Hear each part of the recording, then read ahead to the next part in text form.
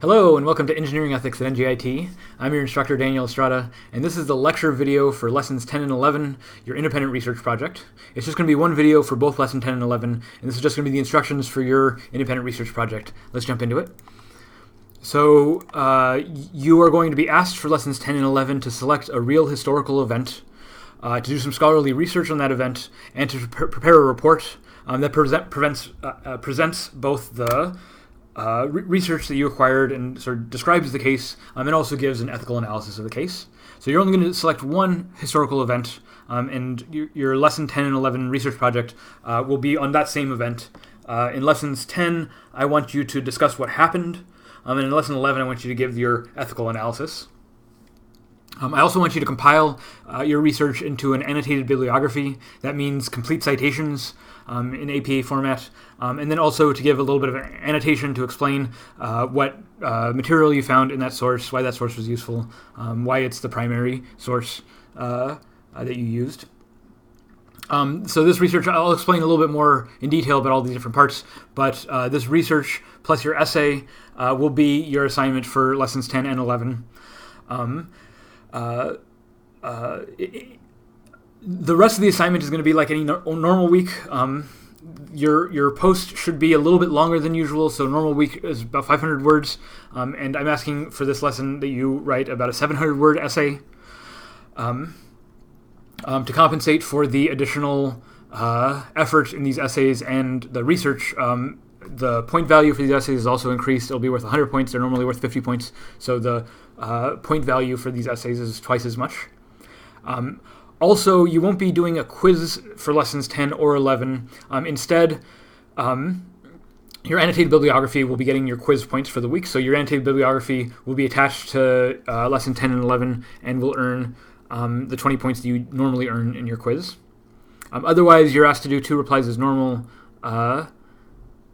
so it's just this research project for these 2 weeks. Just to go in a little bit more detail about what I mean in these instructions. So for Lesson 10, I want it to be a fact-finding report. I want you to just basically explain in your own words what happened in the case, provide all the context, provide explanations of the key players, what actually happened, any technical details that you want to get into, the consequences of the event, maybe some historical perspective on lasting issues that result from the event, depending on how old or how recent the event is. So talk about the historical political context, maybe also the regulatory environment, any important details about the technical issues, about the people involved, about the organizations and the organizational structure, like who had what roles, explain the key decisions, and just make for your audience who may have not encountered this case before, make all the details clear in order to have a sort of clear sense of what happened and to set up your ethical analysis in Lesson 11. You can also adorn your essay with pictures and graphs and charts and other kinds of things that might help your audience engage with your essay. In Lesson 10, in addition to just describing the facts of the case, you might also talk about why the case is important, maybe to you in your career path, or maybe to engineering ethics in general. Maybe it sets precedent for certain issues. If you're not an engineer, maybe pick a case that's aligned with your interests. If you're also a business major, maybe you want to talk about a business ethics case instead of an engineering ethics case. If you want to think more carefully about engineering ethics as it applies to your own career, this is a good place to do it. In Lesson 10, I want you as best as possible to maintain a tone of objective reporting. That's not always entirely possible, of course, so do the best you can, but your goal in Lesson 10 is not really to give the ethical analysis. It's really just to set up the ethical analysis to make sure all of the pieces are on the board so that you can explain the relation. You can give a thorough analysis in Lesson 11. And yeah, as I said, in Lesson 11, I want you to do the ethical analysis. So who's to blame? How do we hold them responsible? How did we actually historically hold people responsible? Was that adequate, or did that make room for more ethical failures later? identify the key people involved, identify the key decisions, and give an analysis of why those decisions resulted in the incident that you're describing.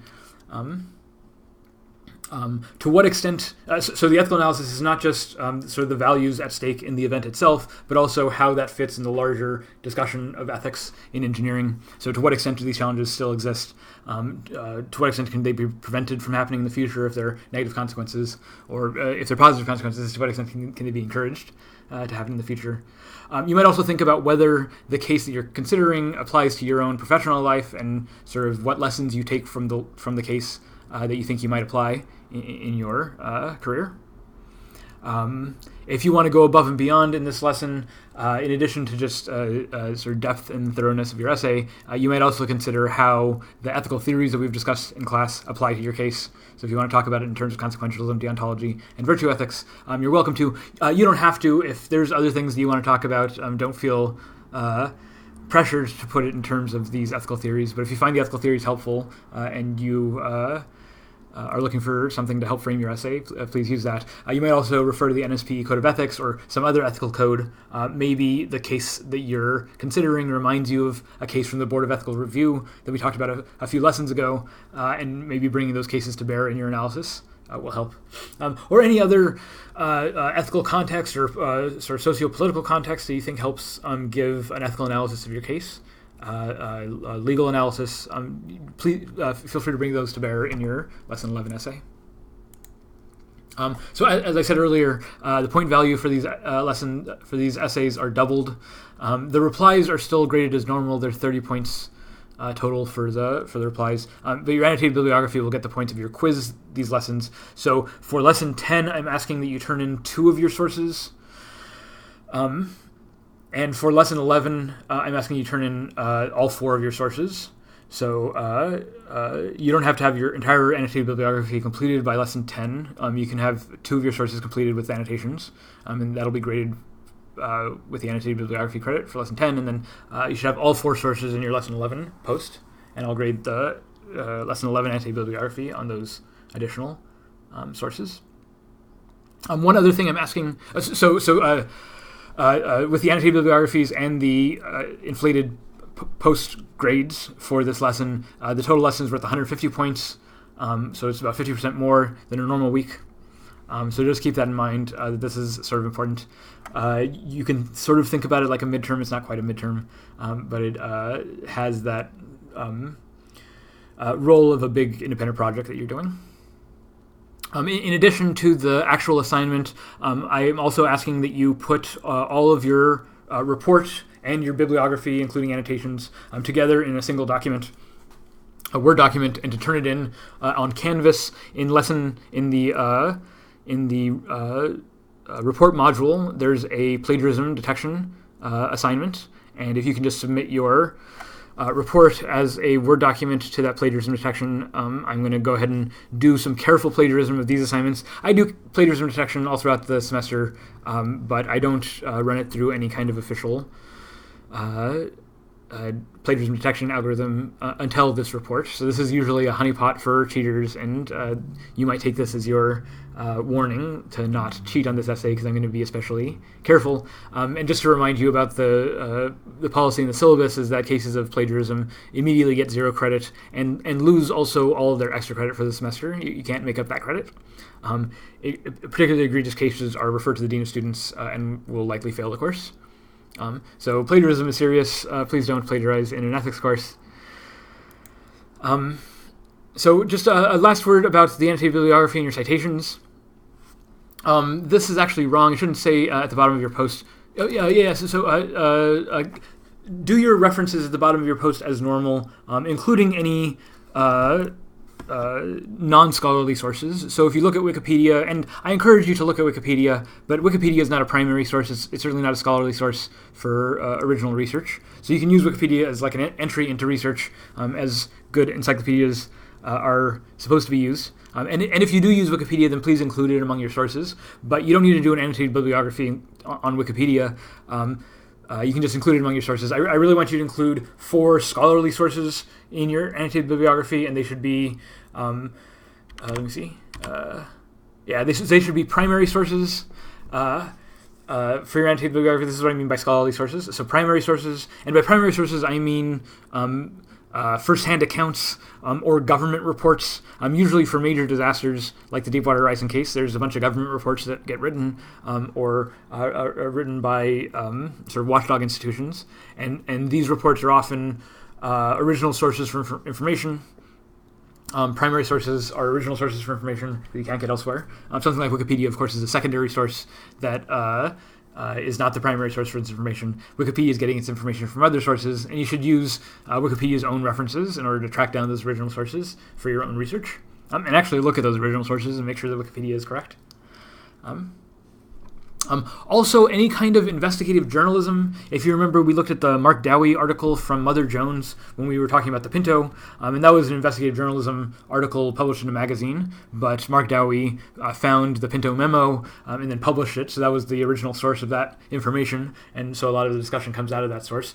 This kind of investigative journalism, documentary work that's interviewing key players involved with an event. Sometimes those interviews are the only, those documentaries are the only source of those interviews. Those kinds of sources are good as original scholarship for this kind of a project. Additionally, this is not a primary source, but this is certainly appropriate for this kind of research project, is academic peer-reviewed articles in journals. Sometimes books count. Sometimes books are written by academics who have put their research elsewhere, and you might want to refer to books that have original information. But sometimes books are just compiling other information from elsewhere, so be careful about your sources.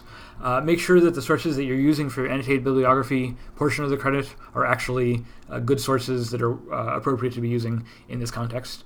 And with that in mind, let me just make explicit that Wikipedia is not an appropriate source for your annotated bibliography. It's not a scholarly source. Also, worldnuclear.org is not an appropriate source. History.com, engineering.com, online ethics, any online case study that you see is typically not going to be a primary source of that information, and so is not appropriate for this kind of research project. You're supposed to be putting together your own case study, and so if you're using an existing case study, as exists on onlineethics.org. Let me focus on worldnuclear.org really quickly. Let me go to the browser. So if you go to worldnuclear.org,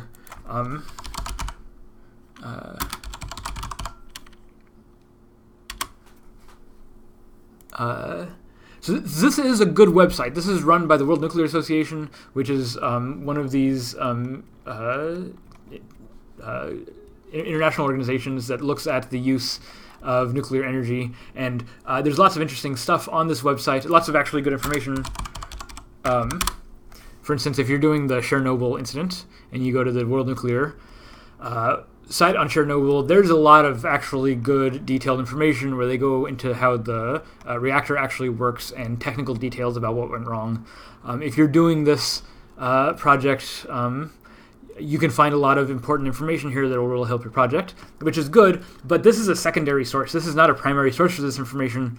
All this information is compiled from other sources, usually primary sources, usually things like government reports. And if you go down here to the references, these are just the footnotes, if you go down here to the references, general sources, they have the actual reports from government agencies investigating Chernobyl that they're actually pulling this information from. So these are the primary sources that you should be looking at. You should actually track down these sources. Some of them are linked here. So you should actually track down these sources and find primary sources for doing your research.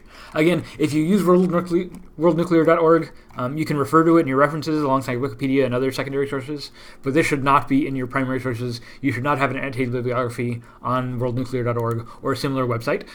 To say this is not in your bibliography is not to say that the websites are not of good quality. It's just to say that they're not scholarly sources. They're not primary sources or scholarly research articles. They're secondary sources. So please be mindful of that. Let me go back to this. Okay. So please use primary sources. Please do not use the secondary sources. What else do I have here? For the annotated bibliography, I want only for your scholarly sources to do a full APA citation. And APA citation, I'm not going to be looking in detail that every comma and semicolon is in the right place. The really important information in any citation is the author, the date, the title, and the publisher. Sometimes the publisher also has a city with it, but it depends on the kind of publication. If it's a magazine, then or if it's a journal article, then it might have a volume number and that kind of stuff. But if it has the author, date, title, and publisher, then you should be able to track down the sources. The different citation formats are just different ways of arranging this information. As long as that information is there, it's what I really care about. If you're using something that's online, provide a link also. That usually helps me. Annotated bibliography, in addition to the complete citation, also has a annotation, and the annotation is supposed to be some explanation of how the resource was useful, what information you took from it. The point of an annotated bibliography is to help your readers understand your scholarship, is to help your readers understand where you're getting your sources from, how to evaluate those sources, or at least how you're evaluating those sources, and what information they might find as researchers to go, if they go look at those sources. So if you go to the Wikipedia page on annotated bibliographies, they have a sample. This is just taken from the Wikipedia page, where here's a citation. The citation is in APA format. Here's a short little paragraph, about 150 words or so. It's not very long, in order to explain the value of the source. Here's your APA citation info. You might also know that on scholar.google.com you can get the citations built automatically. Scholar.google.com is also a good place to be doing research. If you find articles that are not available on scholar.google.com, you might try scihub.tw, which is a good source for paywalled journal articles. I already mentioned that. Okay, so this first line you can ignore. Your annotated bibliography should be posted with your essay. As I said earlier, I want 2 of your annotations in lesson 10, and all 4 of your annotations should be in lesson 11. You should also include your entire annotated bibliography, all 4 sources, in the report that you submit to plagiarism detection by lesson 11. And as I mentioned earlier, your annotated bibliography is worth the 20 points that you would normally get for a quiz. If you're struggling to figure out a case to consider, I have a couple of examples of cases. The first 4 here I'm highlighting as red because I'm going to caution you that lots of students do these. If you do one of these, it's likely that 3 or 4 other students in your section will also do these same essays. And so it sort of gets redundant. There's already a lot of essays in this. It not only gets redundant, but it's also maybe very easy to plagiarize, and it's very easy to sort of not put very much effort into your essay. So I tend to treat people who do essays on these 4 topics with a little bit more skepticism and scrutiny, because they tend to be low-effort posts. If you're super interested in Chernobyl or something, please go ahead and write on it. But I would encourage you to use this opportunity to actually go learn something, maybe something that you haven't heard of before. I have a lot of examples here: Hurricane Katrina, the West Fertilizer Company explosion. We've talked about lots of examples in class already of oil disasters and other kinds of natural disasters. Please don't use any of the case studies we've talked about in detail in class. The Deepwater Horizon case study, please don't do that. The Challenger explosion, please don't do that. But if you want to do the Columbia disaster, that's maybe a case to consider. It's very common. If you want to do maybe a whistleblower that we haven't talked about in a lot of detail, there's a big list of whistleblowers on Wikipedia. There's other more recent engineering disasters. The Boeing 737 issue has been in the news quite a lot. In 2018, my own research is in artificial intelligence and sort of digital technologies. So if you're interested in this stuff, in 2018, there was a good list of AI scandals compiled by AI Now. Facebook and social media is also always in the news. If these are things that interest you and you want to do some serious scholarly research on these topics, please do that. I also have lists, just the Wikipedia lists of industrial disasters, structural failures, list of whistleblowers, list of key engineering ethics cases. It might just help give you ideas of things to study. I'll also say that you shouldn't only think about doing engineering disasters where like people died. Not every case of engineering ethics is going to be a case that legitimately qualifies as a disaster in the sense that we're talking about it. And I mentioned this before, but I don't want to inflate the ethical challenges as being only of these really big cases. So sometimes there are just more minor cases that you want to talk about, sort of low-key cases, maybe a low-key case in a field that you know of. I also want to encourage people, if they're interested, to, instead of talking about a specific case, to talk about a theme, to like take an ethical theme and maybe talk about a few cases in order to draw a lesson from the theme. Especially something like workplace sexual harassment or some of the gender and STEM issues that I've talked about before, that we've talked about in class before. Maybe those issues haven't been given their full, fair shake, and maybe you have more things to say about these things. Also, issues of like bribery, of conflict of interest, issues of other kinds of ethical complications that might that you think might be of interest to you in your career. They might be interest to other students in class. So you have pretty wide latitude here. If you're worried about a case, send it to me. One more time, no cases before 1950. I don't want any more Titanic reports or reports on the Boston molasses spill. Those they're interesting cases, but they're 100 years ago, and they're not a whole lot of interest to engineering ethics today.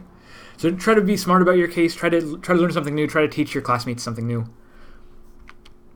And those are the instructions. Thank you for listening to me. This was a quick lesson because I want you to save you some time to go do some research. So I'm interested to see what you come up with. Good luck. I'll talk to you in the next lesson.